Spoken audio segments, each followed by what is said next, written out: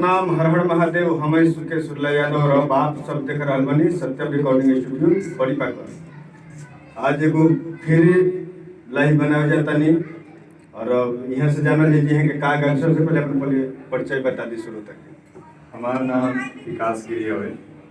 पहला पहला गाना हमने बनैले बानी सॉन्ग सैड सॉन्ग जना के नाम हो जाई शादी तोहार रहबू तू आजादी से आज उसे जिंदगी में कभी बर्बादी। पहले से गुनगुना दी। हो जाई शादी तोहार रहबू तू आजादी में, हो जाई शादी तोहार रहबू तू आजादी में, आज इस जिंदगी हमार कटी बर्बादी में, हो जाई शादी तोहार रहबू तू आजादी में। और हल्का सा फिल्म चमका। हो जाई शादी तोहार रहबू तू आजादी में, हो जाई शादी तोहार रहबू तू आजादी में, हो जाई शादी तोहार रहबू तू आजादी में, आज इस जिंदगी हमार कोटी बर्बादी में, आज उस जिंदगी हमार आज उस जिंदगी हमार कोटी बर्बादी में, आज इस जिंदगी हमार आज उस जिंदगी हमार कोटी बर्बादी में, हो जाई शादी तोहार रहबू तू आजादी में। अगर से म्यूजिक पे करके टेस्ट करें।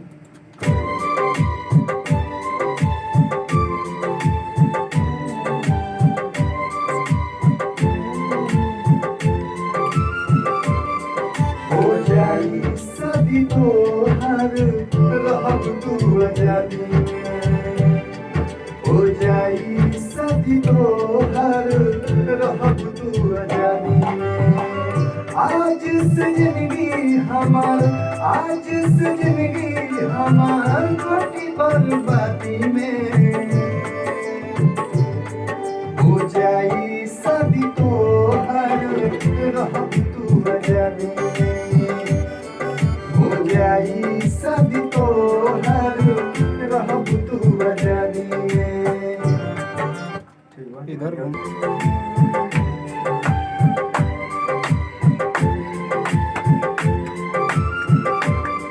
हो जाई शादी तोहार रहबू तू आजादी में, हो जाई शादी तोहार रहबू तू आजादी में, आज उस जिंदगी हमार आज उस जिंदगी हमार कोटी बर्बादी में, हो जाई शादी तोहार रहबू तू आजादी में, हो जाई शादी तोहार रहबू तू आजादी में। अंतरा में था अंतरा अंतरो गालो नेनाव ताकी है या जेनाव ताकी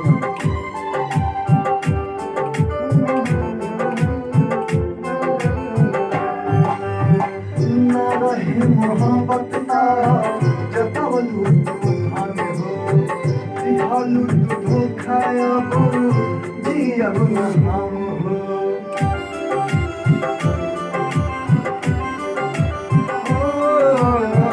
न रहे मोहब्बत का जतवलू तू थाने हो, दिहालू तू धोखाया हो, जियब न हम हो, भइले रहे प्यार तोहरा भइले रहे प्यार तोहरा सखी के शादी में, भैले रहे प्यार तोहरा भैले रहे प्यार तोहरा भइले रहे प्यार तोहरा भइले रहे प्यार तोहरा सखी के शादी में, हो जाई शादी तोहर रहबू तू आजादी में, हो जाई शादी तोहार रहबू तू आजादी में।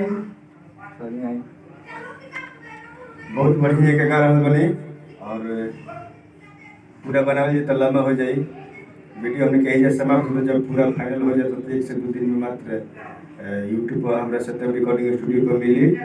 तब तक के लिए वीडियो अच्छा लगल होखे तो ज़्यादा से ज़्यादा हमारा ये रिक्वेस्ट रहे जे चैनल के सब्सक्राइब करी, शेयर करी, लाइक करी। लाइक करी। बस धन्यवाद।